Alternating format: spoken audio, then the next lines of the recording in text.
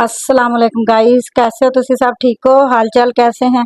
अगर मेरे चैनल ते नए हो तो सब्सक्राइब कर दें, शेयर कर दें ताकि मेरी वीडियो का नोटिफिकेशन तुहानू मिलता रहे, मेरी हर वीडियो का।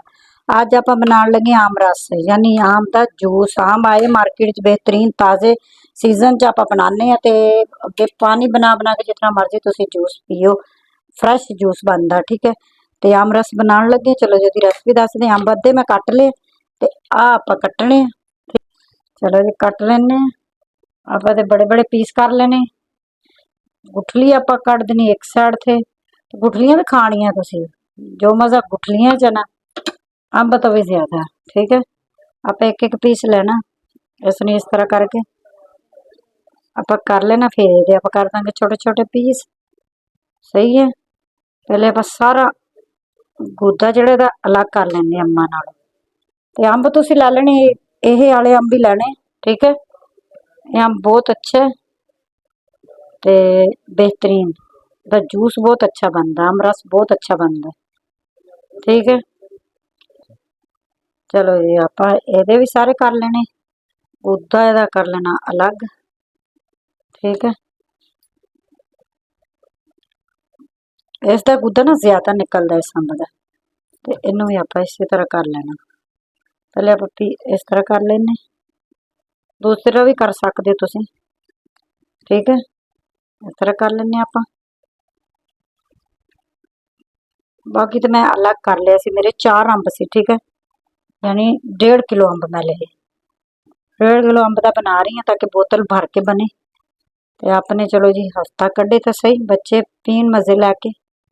तो लैमन का जूस तुसी इहदे विच थोड़ा जिहा ज्यादा पाना, तकरीबन 1.5 पाव का पा देना। ठीक है, चलो जी इनू आप कर लीए, फिर तुहानू दिखाने। ठीक है, चलो जी अंब कट ले आप हुण इहदे जग च पाउने। बिस्मिल्लाहिर्रहमानिर्रहीम।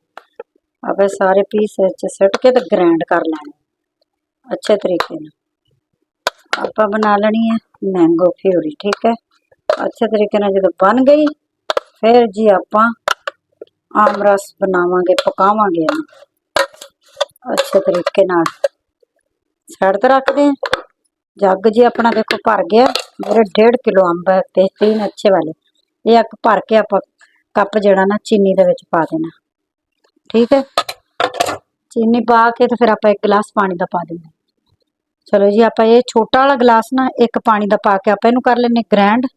ठीक है, चलो जी ग्रैंड करके लैके आने, फिर तुहानू दिखाने। चलो जी आप पतीली लै ली है, तो आप हुण इनू ना ग्रैंड भी कर लिया जग। चलो जी बिस्मिल्लाहिर्रहमानिर्रहीम। आप इनू लेना छान अच्छे तरीके नाल। अगर कोई इस धागा वगैरह अंब का होया तो निकल जाएगा। सही है ना, अच्छे तरीके नाल इनू आप प्यूरी नू साफ कर लेना, छानी च छान के। कोई भी छन्नी हो तुहाडे कोल तुसी लै सकदे हो। थोड़ा थोड़ा पा के तुसी सारा ही कर लो। ठीक है, बेहतरीन निकल आएगा। कोई धागा वगैरह इस अंब का होया कोई भी बाहर निकल आएगा, छन्नी च आ जाएगा। गुदा जड़ा अच्छा साफ सुथरा वो थले चला जाएगा। सही है, बेहतरीन ते मजेदार। थोड़ा जिहा होर पाने, थोड़ा थोड़ा पा के कर लेना। ठीक है, ये देखो जी आप इनू सारे करने अच्छे तरीके ना। चलो जी इनू कर लीए। चलो जी देखो आप सारा कर लिया, बस एंड ते आप जड़े थोड़ा जिहा इनू इस तरह कर लेना ताकि अच्छे तरीके नाल अपना सारा जूस नीचे चला जाए। ठीक है, चलो जी देखो कोई छिलका होया तो बाहर आ गया, धागे धागे जो होए ऊपर आ गए मैंगो दे। सही है, इसनू आप इस तरह करके तो ये भी थल्ले साफ कर देने। चलो जी आप हुण इनू रख दें ऊपर चुल्हे दे, तुहानू दिखाने मैं साइड ते रख। चलो जी देखो अपना हो गया, आप हुण चुल्हे ते रख दें। चुल्हा अपना ऑन है। चलो जी ये हुण आप इनू पकाना अच्छे तरीके नाल। ਇਹਦੇ ਵਿੱਚ ਆਪਾਂ ਹੁਣ थोड़ा ਜਿਹਾ ਸਿੱਟ देना पानी ताकि नाल ही वो भी पकदा रहे। ठीक है, पानी आप जड़े ना ये वाले मैं जो है ना 1.5 गिलास पा देना। ठीक है, 1.5 गिलास ये पानी का सिट दिने। देखो जग च 1 गिलास मैं पहले पाया, थोड़ा जिहा मैं होर पा लेना। तो ये आप हिला के ना अच्छे तरीके नाल जग दे च आप पानी पा देंगे, अपना पकेगा भी ना अच्छे तरीके नाल। ठीक है, और थोड़ा जिहा लगदा अद्धा गिलास आपां होर पा देने, जरूरत पएगी क्योंकि मेरे अंबां दा जो सी ना प्यूरी ज्यादा सी। ठीक है, आपां जिहड़ा अद्धा बचे ओह भी पा दिन्ने। इहनूं हुण आपां पकाने आ, बस इतना ज्यादा नहीं, हजे आपां लैमन दा जूस भी सिੱਟਣਾ। इतना आसान है कि तुसीं बच्चिआं नूं बना के दिओ, बच्चे बड़े खुश हुंदे, बच्चिआं दा तां फेवरेट है मैंगो। बनाओगे ना मैंगो दा जूस, बच्चे बहुत खुश होणगे। इहनूं हुण आपां थोड़ा जिहा पकाना है अच्छे तरीके नाल। चलो जी देखो अपना पक रिहा मैंगो जूस, पक रिहा जी। आपां हुण इहदे सिੱਟ दिन्ने लैमन दा रस। अच्छा, लैमन भी तुसीं अद्धा कप पाना। ते जे बेहतरीन तुसीं जूस बनाना चाहते, देखो बिस्मिल्लाहिर्रहमानिर्रहीम, अद्धा कप पाता मैं। लैमन बहुत अच्छे आए मार्केट दे विच, बगैर बीज तो, बहुत ही जबरदस्त। ते अगर अच्छा आम रस बनाना चाहते हो तो लैमन लैके ज्यादा सारे पाओ। ते आलू बुखारा आया जी, खुरमानी आई है, अंब है, आड़ू है, डिफरेंट कलर के तुहाडे जो है ना रस आया। ये तो आम रस है, फिर आड़ू रस बनाओ, तुसीं जो भी बनाना चाहते हो। आलू बुखारे का जूस बनेगा, बेहतरीन बनेगा ते मजेदार बनेगा। बना बना के रखो तुसीं मुख्तलिफ तरह के, ताकि बच्चे जदों मंगण ते बना के दे दो जी। हर तरह के लैमन वाला भी बना के रख सकते हो, पुदीने वाला भी।